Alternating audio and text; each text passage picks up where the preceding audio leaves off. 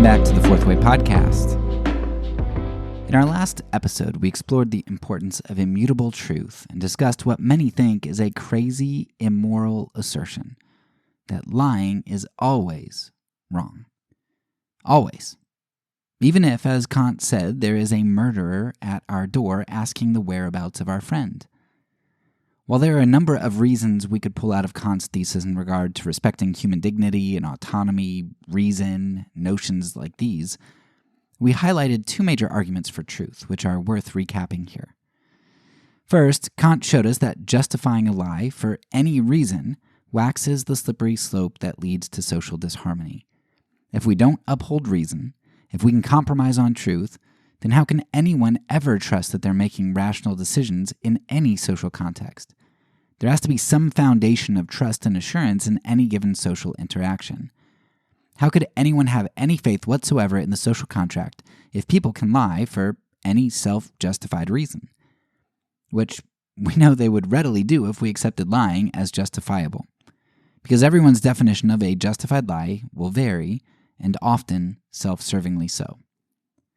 To uphold the potential moral goodness of lies is to foster distrust, disunity, illogic, and moral relativism, not to mention its undermining of human autonomy and dignity.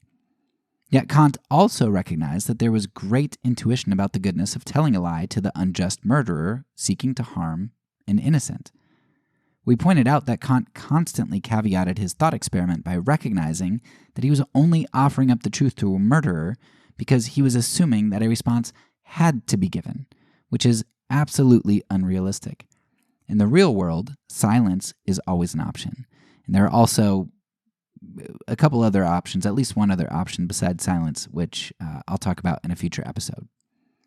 But taking the hardest scenario possible, one in which either truth or lies were required, Kant argued that truth must be given no matter what.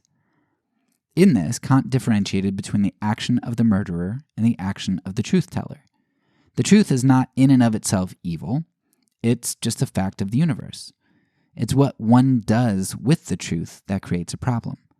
For you to tell the truth is for you to live out and offer up the ideal world of unity and trust. For you to tell a lie, even to a murderer, is for you to chip away at a good world through the justification that the brick you're taking out of the wall is less structurally significant than the one that the murderer is taking out. But both are evils, and both contribute to the destruction of the world rather than to its edification. Now, Kant made his argument from a non-Christian standpoint, which I think is fantastic, but it's also going to be problematic, I think.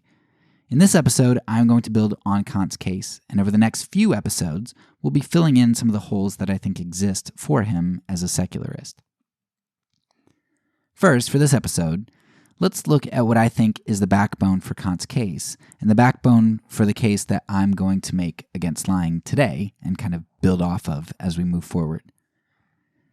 When we think of the act of lying, what appears to be the problem is not that lying itself is necessarily bad. I mean, why would a lie be inherently deplorable? If I say that the sky is red when it's in fact blue at this moment, the world doesn't stop spinning, I'm not struck dead, nobody's harmed, so making a false statement isn't in itself destructive. For Kant, lying was deplorable because of the tears that it made into the fabric of the universe.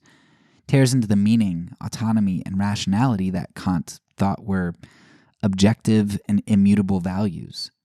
Little lies might seem small, but little lies are like little termites. They eat through wood. Termites eat through physical wood, whereas lies eat through ideological and eschatological woods. The world would be a rational place if we didn't lie. The world would be a place where autonomy was valued if we didn't lie to each other. The world would fill in the gap. Lies, like termites, eat through wood. They destroy the foundation and the underpinnings of all that's valuable. In a lie, then, the good one says that they seek to accomplish is betrayed by the compromise of the ultimate, the compromise of the world that would be if one didn't contribute to its destruction in the lie. Lying is like trying to repair or hold up the house by taking bites out of the foundation. It's counterproductive. It does the opposite of what one says that they seek to actually do. Rather than uphold morality and value, lies, both big and small, end up destroying it, eating away at it. As just the tiniest of examples, let's discuss another common hypothetical that comes up in regard to lying. Much more common than the murderer at the door, right? And something that people always bring up when you talk about lying. It's the infamous wife's dress. Whenever the topic of lying comes up, people only half-jokingly declare that lying can clearly be okay, because if a man's wife asks if she looks fat in a particular dress, when she indeed does appear fat, the husband is pragmatically, if not also morally bound to affirm her, his wife, with a compliment packaged in a lie. Wouldn't it be mean to tell her that she looked fat? Wouldn't it be unloving? Maybe, but the more I study lying, the less I'm convinced that those things would be mean or unloving. If the husband gives the truth, the wife might have hurt feelings, almost certainly so. I would be hurt if my wife told me that I looked fat, even if I know that I do. Now, maybe the wife would resent the husband and she punishes him by giving him the silent treatment or withholding sex or whatever happens, yelling at him. There may certainly be consequences to the husband telling the truth. But notice that these are all the wife's sins. These are all the wife's issues. Sure, the husband suffers for the truth, but it is the wife who is doing wrong relationally. The husband declared the truth, and the wife is choosing a course of wrongful action towards him. Now, this is doubly malicious on the wife's part because she asked a question. Desiring to be told a lie isn't any better than a lie itself. It's an echo chamber problem. It's what we've been talking about all season. It's what propaganda does. It's what Facebook, social media, all that stuff does. It creates an echo chamber and gives you only what you want to hear. Had the husband given in and told a lie, he would have been feeding into the false perception that his wife had, as opposed to telling the truth. Now, I know, you think I'm crazy. But perhaps if we look at the ideal that lying undermines in the situation, then you can see that a lie is going to carry far worse consequences. Consequences that the husband would actually become responsible for were he to lie. If the husband lies, maybe he buys himself some momentary comfort. But what if his wife gaining weight has been causing him to become sexually less attracted to her?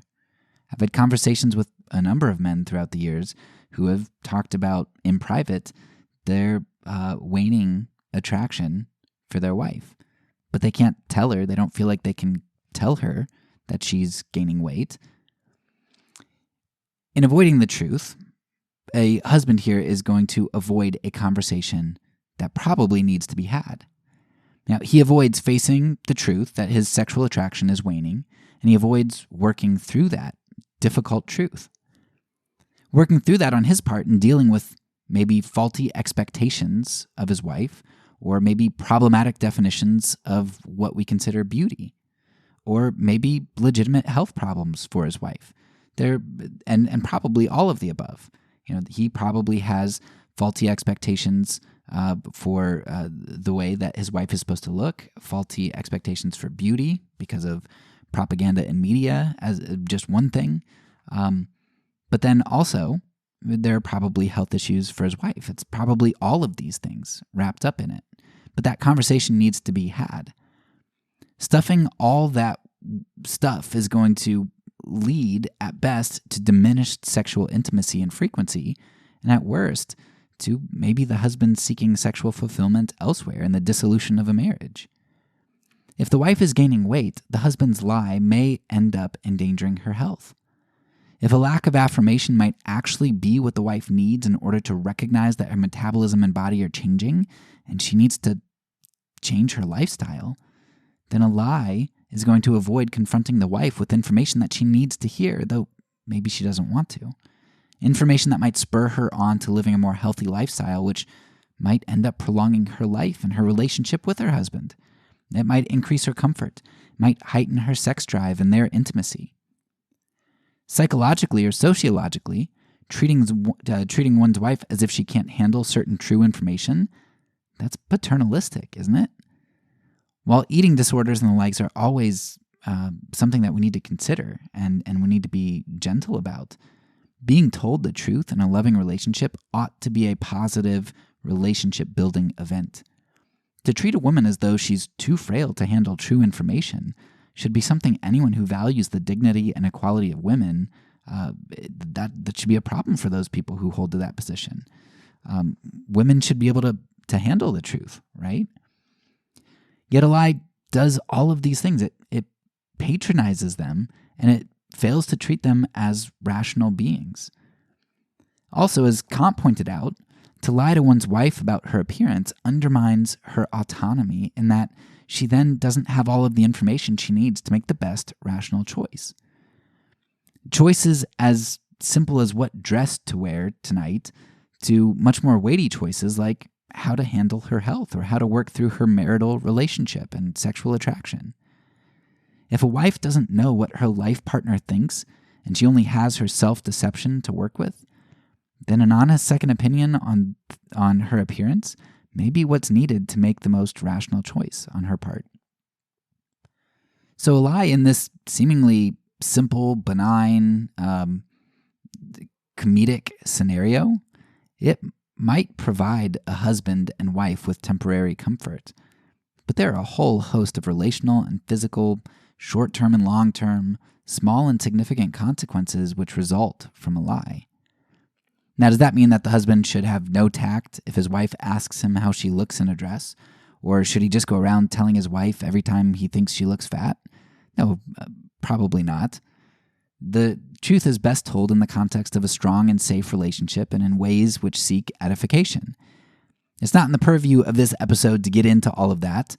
I, as a married man, am still trying to figure out all of these things, relational things, with both my wife and my children. How do you deal with things and sensitivities and emotions?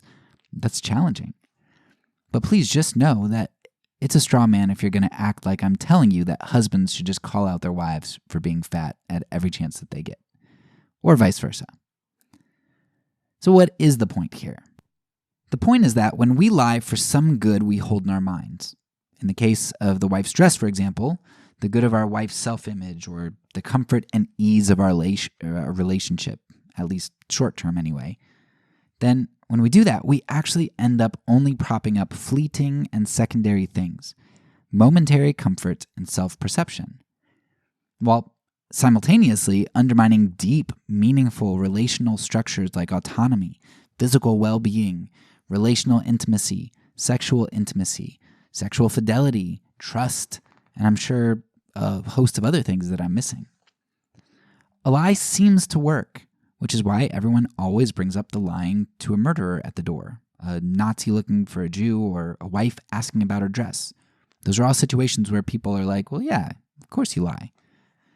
Now, lies might often be bad, we can admit to that, but there seems to be these clear cases where they work. And they do work sometimes in the sense that they do obtain certain results, often results that feel good in the moment. Lies definitely obtain something. But that something that they may obtain is always eclipsed by the ideals and values they sacrifice, as we just saw with the wife's dress. What Kant argued for, and what I'm going to continue arguing for in this episode, is that the truth is always better for obtaining the ultimate things, the ultimate values. My hope, though, is that I'll extend Kant's argument here because I think Kant is missing at least one key aspect in his argument, and that is a grounding for his values. So I'll try to defend my accusation against Kant's lack of grounding over the next few episodes, but in this episode, I want to focus on the positive case for the grounding of value in truth. In this episode, I want to introduce a concept that I think is going to encapsulate in one word what I'm going to explain in the rest of this episode through many words. And this is a concept that I've actually been mulling over for a long time, but I didn't know that there was actually a term for it until just a few months ago when I was reading through Dr. William Witt's work on the atonement of all things.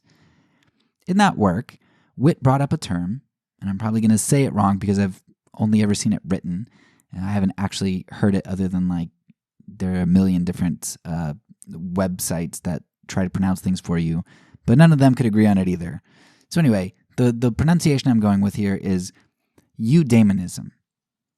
Now, there seem to be several variations of meaning for this word, all the way back to like Greek thought and stuff. But the way that I'm going to use it, and the way that I think Whit presented it in the book, the gist of the brand that I'm going with is essentially this: 3 words: doing good works.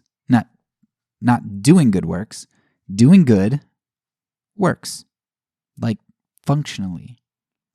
It actually works to do good. And while I don't know how much of a foundation Kant would have had for thinking this way from a secular position, as a Christian, this type of thinking just makes perfect sense. If I believe that a good God created a good world, I'd expect that doing good would produce harmony, shalom, right? He'd make his world to work in line with the good, right? You're going to get better results by doing good. You're going to get functioning relationships, health, everything.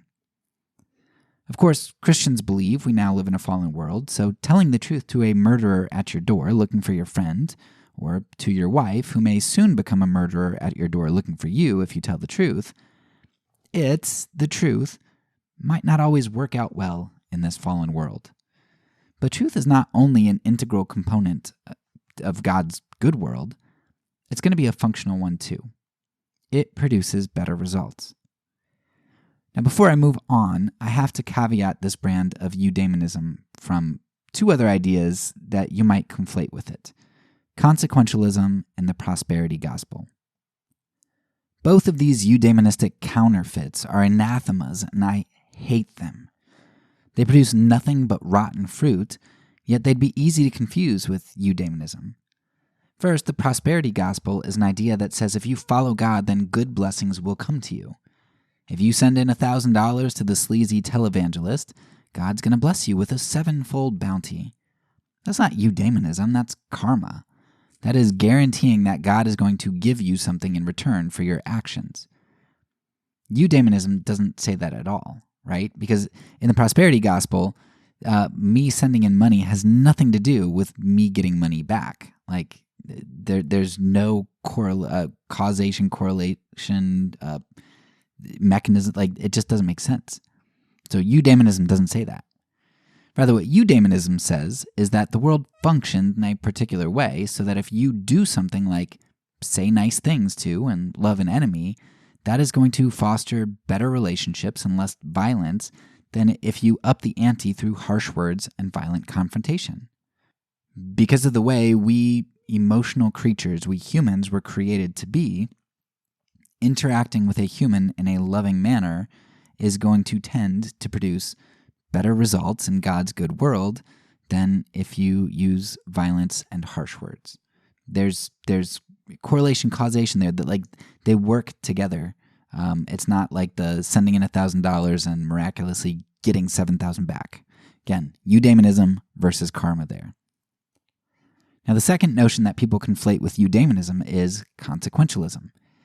Consequentialism says that something is good because it produces good results. So if something ends up working, then it's christened as good. This is just the ends justifying the means, and that's not how eudaimonism works. Eudaimonism would say that when something is good, it tends to work. On consequentialism, however, the outcome is objective, and what is good is subject to change. The results are determined before the good, so that the good can then be determined. On eudaimonism, the good is always going to be the objective. Now, both of these bastardizations, consequentialism and the prosperity gospel, pivot on the definition of the notion of what works. Most of the time, people are going to define what works as either a will to power or a will to pleasure. And honestly, these two things really go hand in hand and have all sorts of manifestations, right? Political or social status can help one to grow rich, which in turn helps one to maximize pleasure and control. Likewise, becoming wealthy can help one to have more control over life and probably become more politically influential. It goes both ways. Consequentialism, then, scoffs at the idea that something like never lying actually works, because works is going to be defined as power or pleasure. It was in 2016 that I realized this is exactly the struggle I was having with my Christian community. My white evangelical community determined that good was that which could secure them political power, and what would not have been good a decade before all of a sudden became labeled as good in the twinkling of an eye. And you know what? It worked. The Republican candidate was elected. The evangelicals grasped power. Yet if you look at what's been happening to evangelicalism since then, the decline there went from a graded slope to a precipice. Scandal after scandal, deconstructionist after deconstructionist, and growing cultural animosity towards evangelicals. Animosity, of course, labeled as undue persecution against innocent and righteous lambs, it hit a fevered pitch. So if 4 years of power is what defines works, then consequentialists can have their 4 years. But that's not what eudaimonists, it's not what Kant, it's not what I'm talking about when we say what works. We're not talking about momentary power or pleasure. We're talking about universals, ideals, values, meaning, a will to meaning. I think the parable of the prodigal son elucidates this idea well. So the prodigal son disrespected his family by asking for his father's inheritance early. He was essentially saying, "Hey, Dad, I really want your money now, even though you're not dead. So could you keel over for me and cough up your money? Because I basically wish you were dead." That's what the son was saying. I wish you were dead. He left home with money in hand, and he lived it up in the city, surrounded by supposed friends. He had money, which gave him control, status, pleasure, social interaction with people who pretended to be his friends.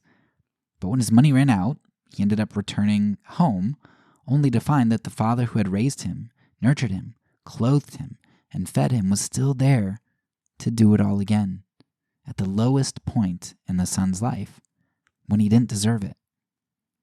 Now, no matter what the prodigal son did, he had a foundation of meaning.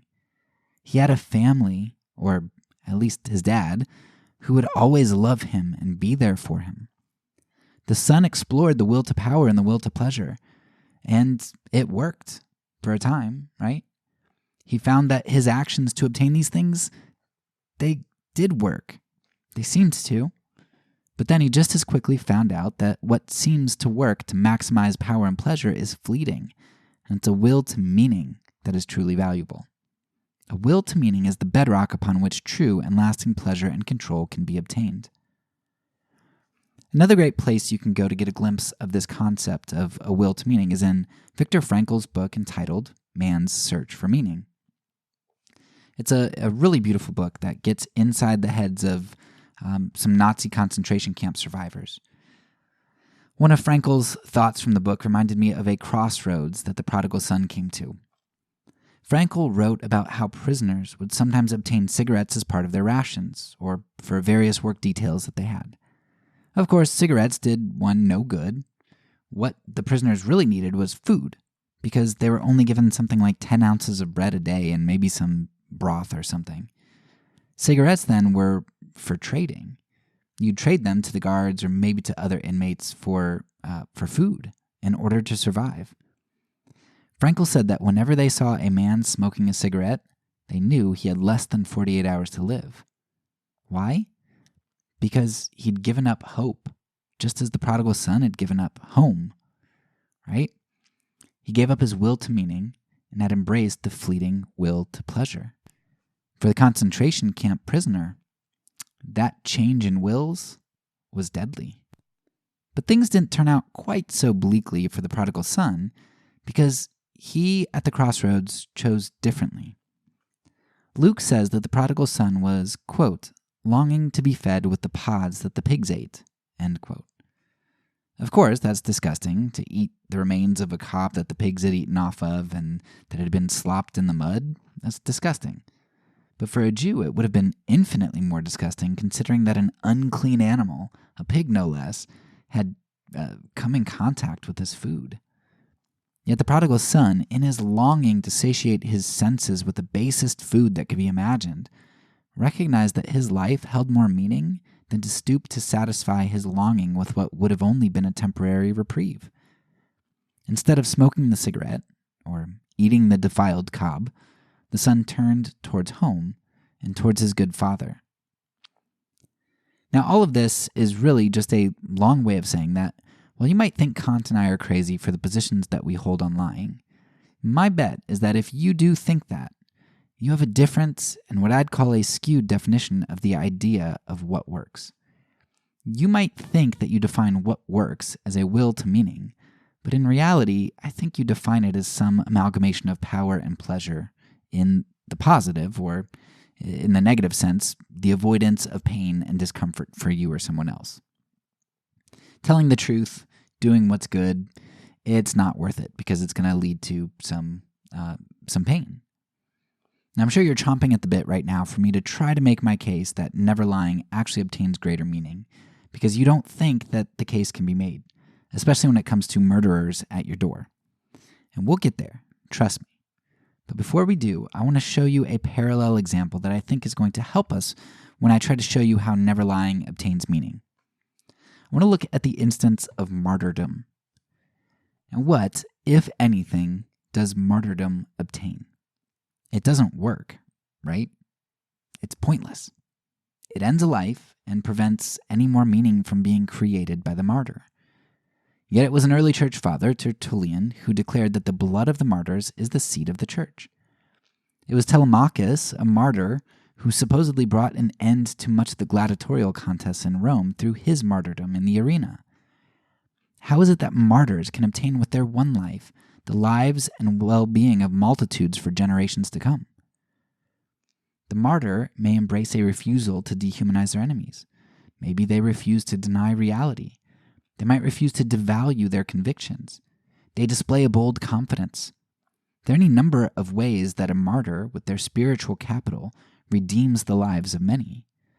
For while this world is being expunged for the martyr, another world is simultaneously being put on display by them for those looking on.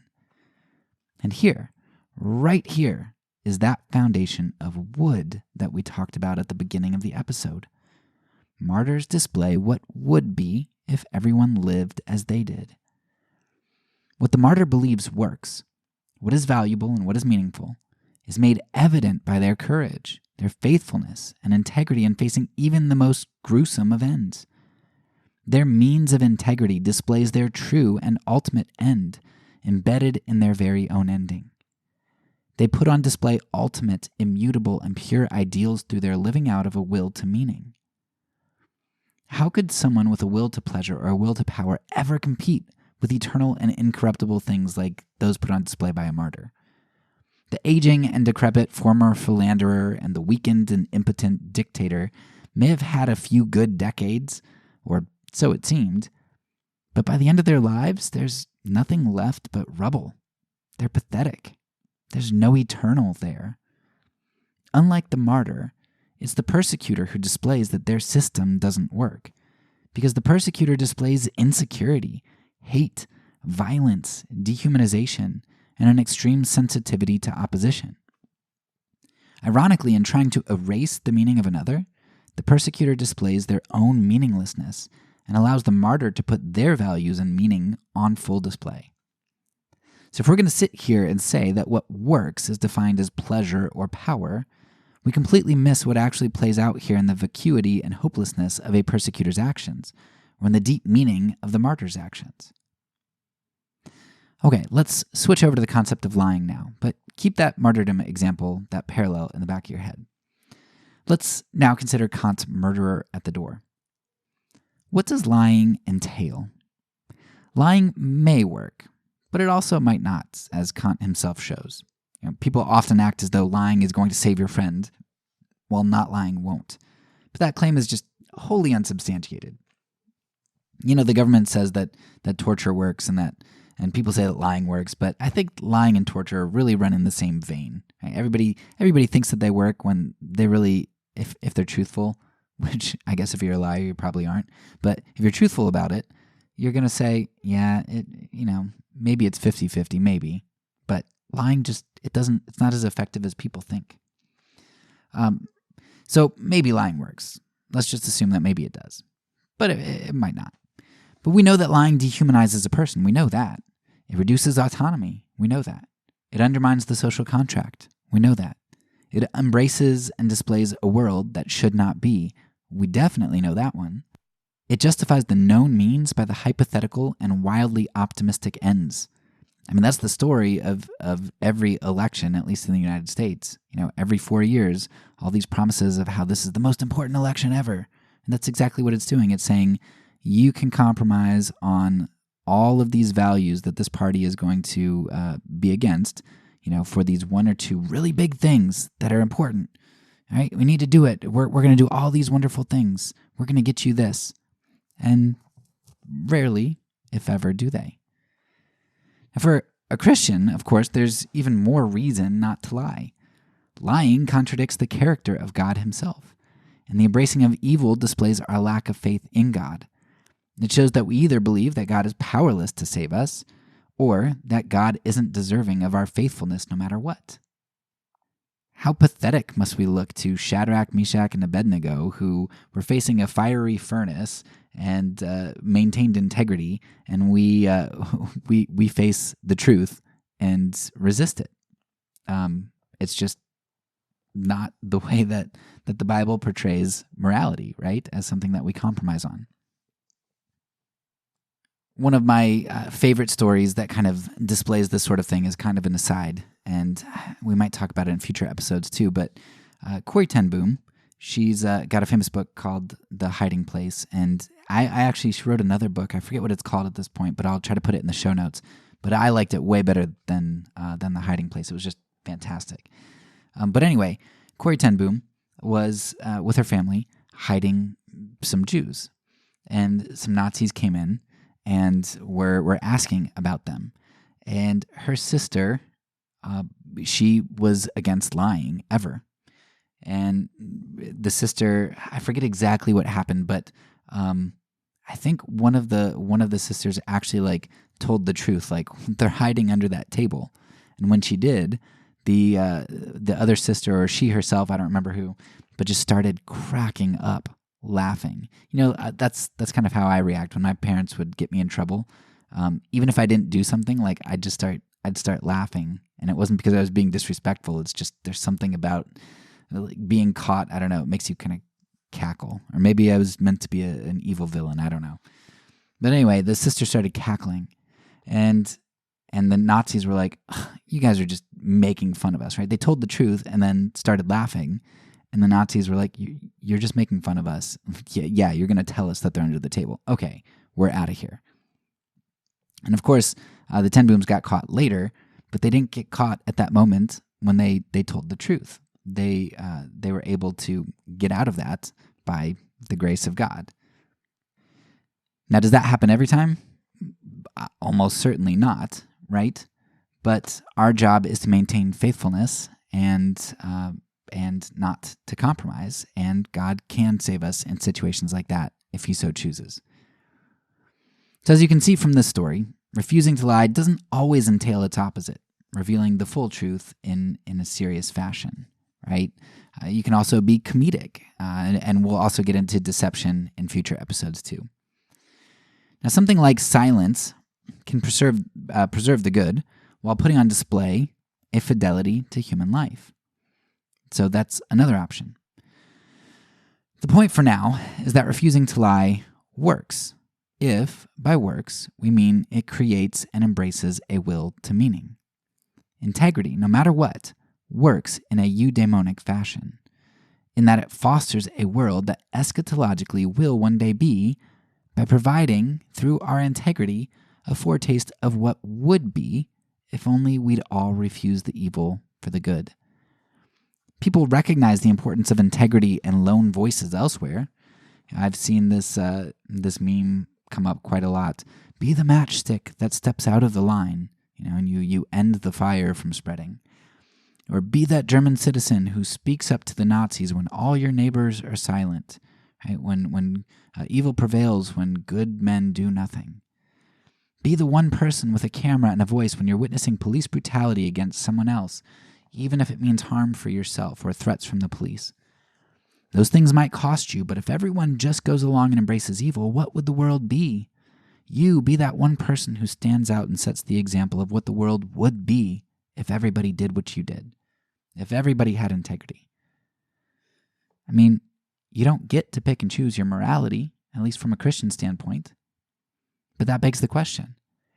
If you should speak when your neighbor's autonomy is being violated by the Gestapo, shouldn't you speak up when it's being violated by a lie? Now, whether we realize it or not, most Christians are consequentialists who typically have a will to power. I mean, just look at the run Christendom has had in the West. It doesn't take much digging through history or even modernity to see the death grip Christianity has had on the sword. But that will to power only lasts so long, until a death grip turns into death throes. And we'll have to see how things play out, but even as a Christian, I, like Kierkegaard, think the demise of Christendom is going to be a good thing in the end.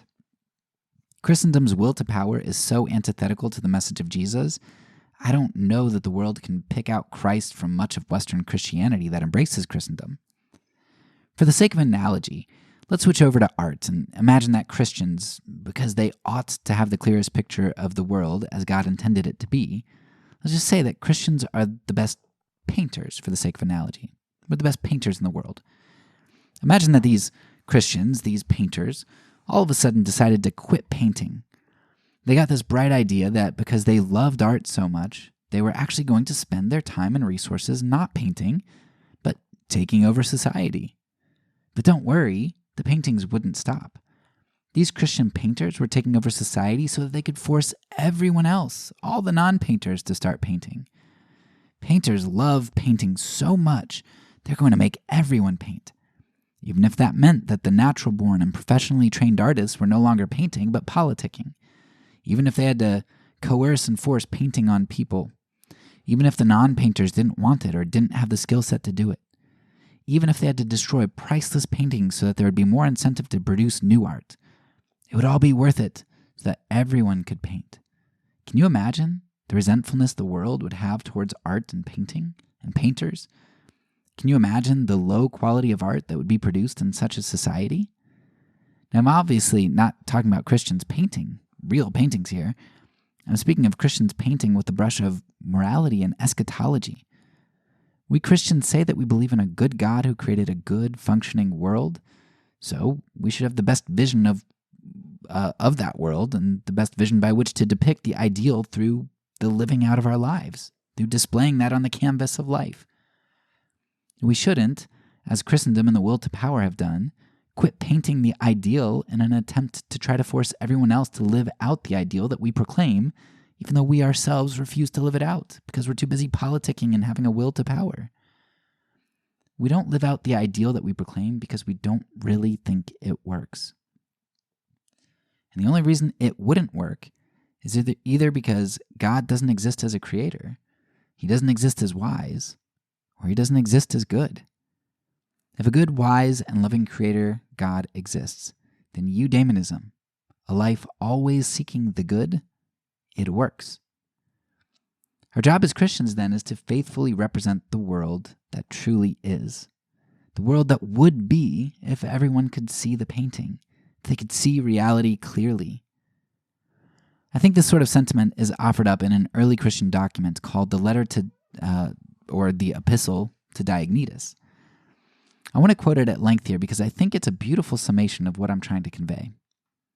The epistle says, quote, "What the soul is in the body, Christians are in the world. The soul is dispersed through all the members of the body, and Christians are scattered through all the cities of the world. The soul dwells in the body, yet is not of the body, and Christians dwell in the world, yet are not of the world. The invisible soul is guarded by the visible body, and Christians are known indeed to be in the world, but their godliness remains invisible. The flesh hates the soul and wars against it, though itself suffering no injury, because it is prevented from enjoying pleasures. The world also hates the Christians, though in no wise injured, because they abjure pleasures. The soul loves the flesh that hates it, and loves also the members. Christians likewise love those that hate them. The soul is imprisoned in the body, yet keeps together that very body. And Christians are confined in the world as in a prison, and yet they keep together the world. The immortal soul dwells in a mortal tabernacle, and Christians dwell as sojourners in corruptible bodies, looking for an incorruptible dwelling in the heavens. The soul, when but ill provided with food and drink, becomes better. In like manner, the Christians, though subjected day by day to punishment, increase the more in number. God has assigned them this illustrious position, which it were unlawful for them to forsake. End quote. Whoa, that last part. God has assigned them this illustrious position, which it were unlawful for them to forsake. Doesn't that sum up what we've just been saying so well? Christians are the soul of the world, or at least ought to be. We're the painters depicting reality. Contrary to what the will to power or the will to pleasure tells us, the true painter's canvas is often the canvas of suffering, just as we saw with the martyr. Suffering destroys all but the truest of the true, that with ultimate meaning and value. There's a famous story of another artist, in this case sculpting rather than painting. And that story is of Michelangelo working on the famous statue of David. According to some accounts, Michelangelo said something like, quote, "In every block of marble I see a statue as plain as though it stood before me, shaped and perfect in attitude and action. I have only to hew away the rough walls that imprison the lovely apparition to reveal it to the other eyes as mine sees it." End quote. Well, Michelangelo probably didn't say that. There's a quote that's more probable which says something similar, though it wasn't specifically about the great statue of David, and it wasn't quite so wonderful of a statement, but it's still really good. Quote, "The sculpture is already complete within the marble block before I start my work. It is already there. I just have to chisel away the superfluous material." End quote. Now, whether Michelangelo said either of these statements or not, I think that we can recognize that great artists like Michelangelo have a knack for doing this very sort of thing. They see as existent reality what we, the unartistic, couldn't even imagine in our minds. For the artist, it already exists. And for us, we can't even picture it. Like, we can't see it until it's actually there before us. Yet after the artist's creation is completed, it looks so easy, and we can't imagine that it would have been any other way. Artists give us a vision for what was there all along. We just couldn't see it. So it is with suffering and meaning. Suffering whittles and chips away at our hearts and lives of stone. It forces us to come face to face with the choice of whether we'll seek meaning or not, whether we'll eat the cob the pig stripped clean and smoke the cigarette, or whether we'll return home to our good Father. We can choose to embrace and identify with the statue of David that the chisel of suffering is leaving behind and reveal a magnificent sculpture to the world. Or we can identify with the discarded rubble and dust destined for oblivion. Truthfulness, while seemingly inconsequential at times, is a part of the vision for the good, meaningful, valuable, ideal life. Seemingly trivial lies, or lies that actually seem to obtain a greater good, are easy to embrace if we fail to understand the foundation of a world that must be built to support the priceless, massive, heavy, yet fragile statue of meaning woven into the fabric of the universe. A statue that suffering and those made to suffer are able to reveal more and more to the world. But such a work can only be created and put on display by those who harbor a foundation, a scaffold of wood. Jesus, on such a scaffold, once held on his back the world that he created with his hands. Christians are invited to erect the same wooden scaffold in the same shape, that of a cross. The servant is not greater than the master. On our scaffolds, in our suffering, through our unwillingness to compromise integrity or to deny meaning, the world will see one even greater than David put on display, David's son, the Christ. The world will see that what would be, once was, and is yet to come. That's all for now. So peace, and because I'm a pacifist, when I say it, I mean it.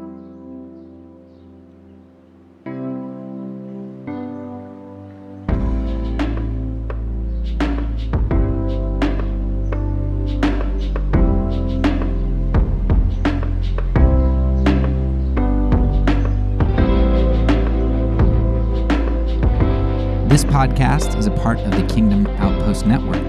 Please check out the links below to find other great podcasts and content related to nonviolence and kingdom living.